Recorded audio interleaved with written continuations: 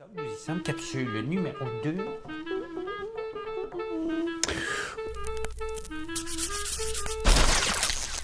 Bonjour, bienvenue à cette deuxième capsule de Dr Clown TV. Oui, mesdames et messieurs, encore une fois, Dr Spring qui est là pour toi.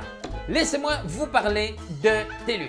Oui, pourquoi TELUS? Pourquoi? Mais parce que TELUS, premièrement, c'est un partenaire de Dr Clown. TELUS est toujours impliqué envers la communauté, ça fait partie de l'ADN de la compagnie. Ça les touche vraiment de voir l'action que l'on fait auprès des enfants malades, du grand public qui malheureusement parfois se retrouve à l'hôpital, des personnes dans le besoin. On va même visiter des gens aux soins palliatifs. Eh bien, c'est pour ça que TELUS a pensé à nous pour nous amener visiter les Alouettes de Montréal! Oui! À la dernière partie, Dr Clown était à l'honneur! Oui, mesdames et messieurs! J'étais sur les lignes de côté, j'ai pu tisser des liens à la fois avec justement les arbitres, les joueurs.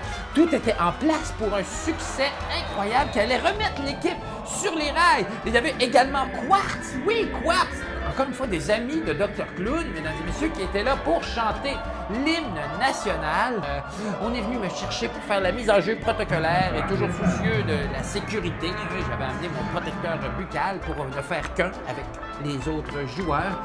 Et c'est d'un coup de pouce vraiment très assumé que j'ai fait virevolter la pièce dans les airs, puis elle est tombée en faveur des Alouettes. Il fait ensuite un départ canon des Alouettes. Un départ canon. Écoute, un touché, deux touchés, deux autres placements. Ce qui fait qu'on était rendu 15 à 0 en faveur des Alouettes. Tout était en place pour une victoire écrasante des Alouettes.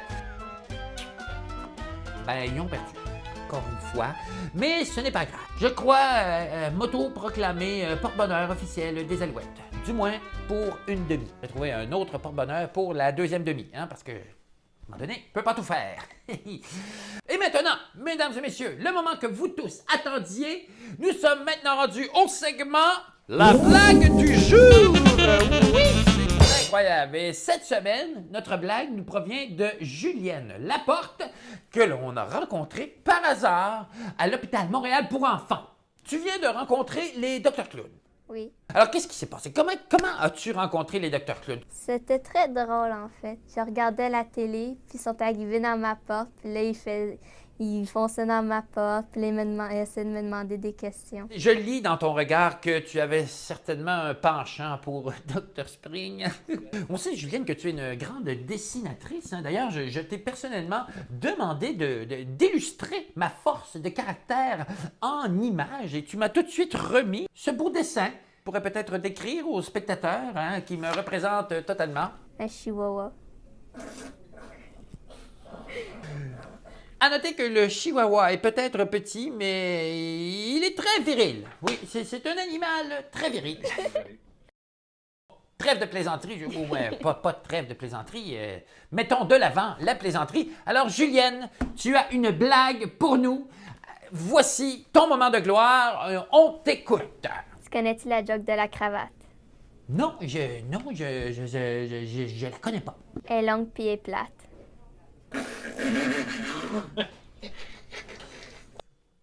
C'est excellent. Merci, Julienne. On espère te revoir, mais pas trop souvent à l'hôpital.